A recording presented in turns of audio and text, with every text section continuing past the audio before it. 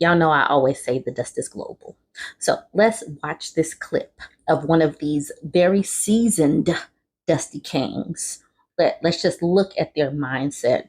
And you know that not much has changed in this mindset.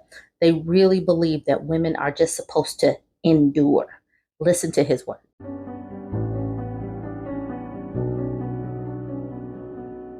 I want you to tell me, if I came to you as a single woman, why wouldn't you give me an apartment? As an African, I don't think it's a right to a woman to look for apartment. So where am I supposed to live? Under the bridge? You live under your husband. But I don't have a husband, so what am I supposed to do? You have to look for one as an African.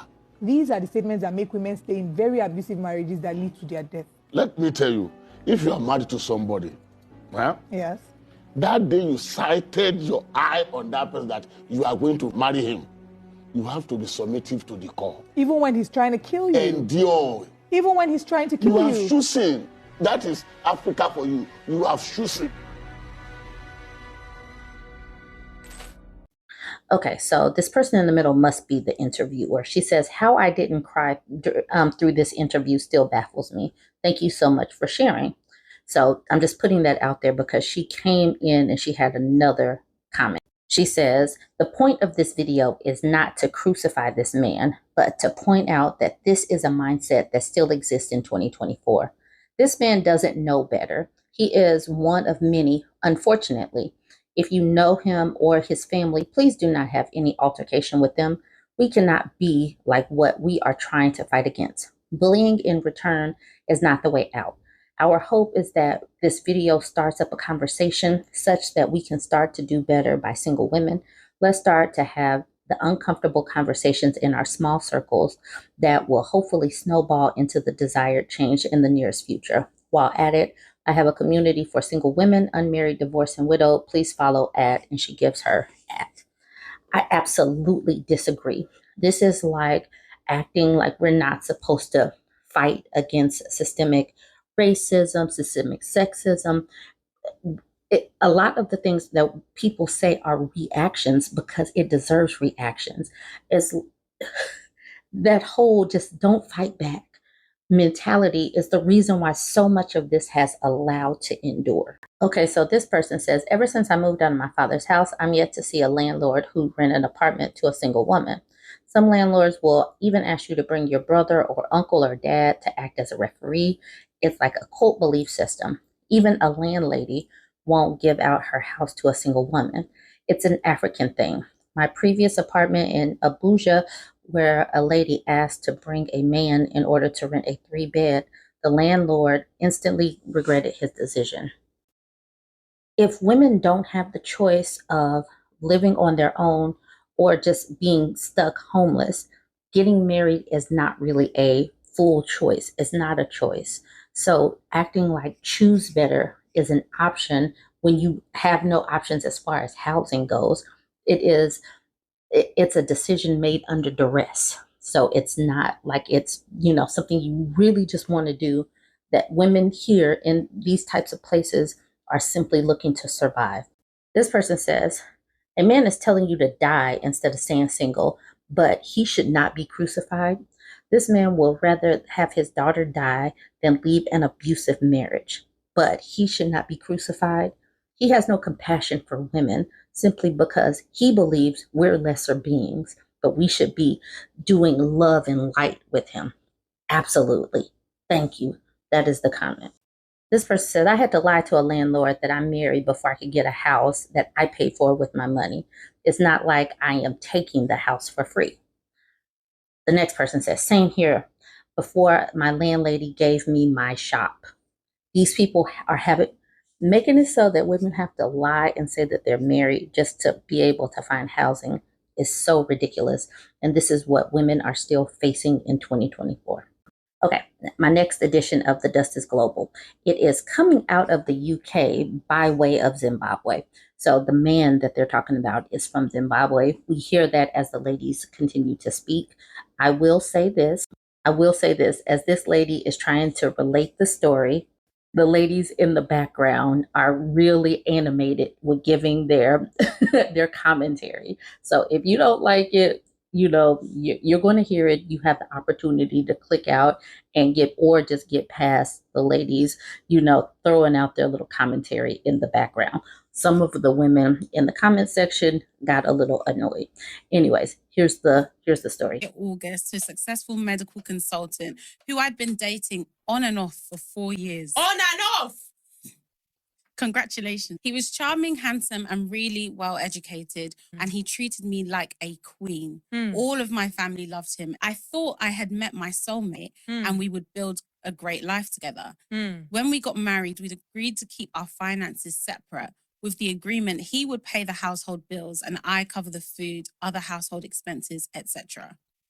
At first, he was doing his husbandly duties, glory, and then I got a really good job. So for larger expenses like holidays, cars, and our shared investments, we agreed to equally contribute. However, when it came time to payment, he would suggest that I pay and then he returned the money to me. Hey! Which he never did. Hey! In 1 year... Am I looking in the mirror?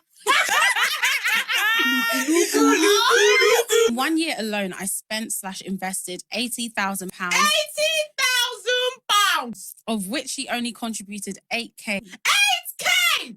10%. 8K towards. So I stopped making payments towards things like holidays until he gave me the money first. Yeah. Last September, we had a business trip planned for Kenya, and I refused to book his flights due to him constantly making promises to pay me and never honoring his agreement.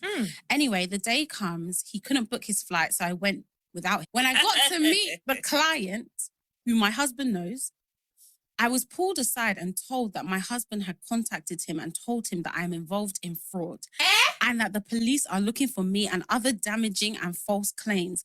Bear in mind, my client is an investment bank. Hey! So I called my sister to tell her what my husband had done. She then goes on to tell me she didn't want to tell me this. Ah! I know that line. I know that line. Goes on to tell me that she didn't want to tell me this, but her friend in Wales knows my husband from his home country. He was born in Zimbabwe. He's known in the Zimbabwean community for manipulating... For someone to be known in this... Nah, in a whole country. In a whole community. Nah, you're done. She even showed me screenshots of his picture in a Facebook group where other women are warning women to... Jesus! Jesus! Jesus! Jesus! This is why you need to pray. This is why you need to pray. Because there's no way you would know these sort of things unless you pray. I returned, I went to the police and asked for a full disclosure of his criminal record under Claire's law. It turns out it was all true. The disclosure came back and this man had 4 domestic battery and ABH charges against him by 4 different women. He also was linked to... Ooh, I didn't read this far. Hey, you sure you want to read it? I can't read that. Hey. Needless to say, my marriage of 13 months has ended. I'm sharing this story to warn ladies in the UK to always do a background check using Claire's law before getting into a relationship. It can save you a lot of headache and even your life. Yes. Wow. Okay, so this person said, people complaining about the background noise are not African. This person says, facts. I love it, even though I'm not African. So I am not African. I was thoroughly entertained by these women reading off this story. Some people were, some people were not. That was a big chunk of the comments. This person says, y'all complain about the background ladies. I thought it added razzle dazzle. Me too. A little razzle dazzle, just a little extra. Okay, so this woman says, I'm more concerned that her sister didn't tell her. And then Young Faces says, probably because she knows her sister and can anticipate how she'd respond. You don't put mouth in husband and wife matter because they will settle and use you as pillow talk combo. I want more context though. See, this is where, when somebody that you love or really like a lot is going through some things and people are like, don't say anything. Mind your business, mind your business. Would you want somebody to mind their business and they know this about your spouse? Let me know in the comment section. I do want to talk a little bit more about Claire's Law. I didn't know what Claire's Law was until I heard these people talking about it. So then, of course, I went to the Google. Claire's Law is the right to know if your partner has an abusive past. Clare's Law, also known as the DV Disclosure Scheme, is a police policy giving people the right to know if their current or ex-partner has any previous history of violence or abuse. The scheme is named after Claire Wood, who was unalived by her abusive ex-boyfriend in 2009. It was formally rolled out in England and in Wales in 2014, following the landmark campaign led by her father, Michael. Under Clare's Law, you have the right to make an application to the police requesting information about your current ex-partner because you are worried they may have been abusive in the past and believe they may pose a risk to you in the future. Request info from the police about current or ex-partner of a close friend, neighbor, or family member because you are concerned they might be at risk of domestic abuse in the future. This is called the right to ask. You have a right to ask the police no matter if your inquiry relates to a heterosexual or same-sex relationship, as long as you're over the age of 16. But as I was sitting up here gathering information, it looks like they are having issues with Clare's Law. Over the last 2 to 4 weeks, there have been different articles released about police refusing to do these background checks on violent partners. So even though this is put into place, it does not matter if people that are supposed to do these checks are not doing these checks. Police in England and Wales are leaving people at risk of domestic abuse by refusing to release information on suspected violent partners. The Observer can reveal, with one force declining 95% of requests for checks.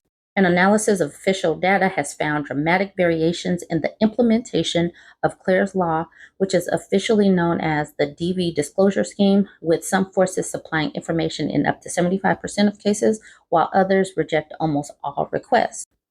Okay, so I'm not going to read this whole thing, but it's great that women have things in place.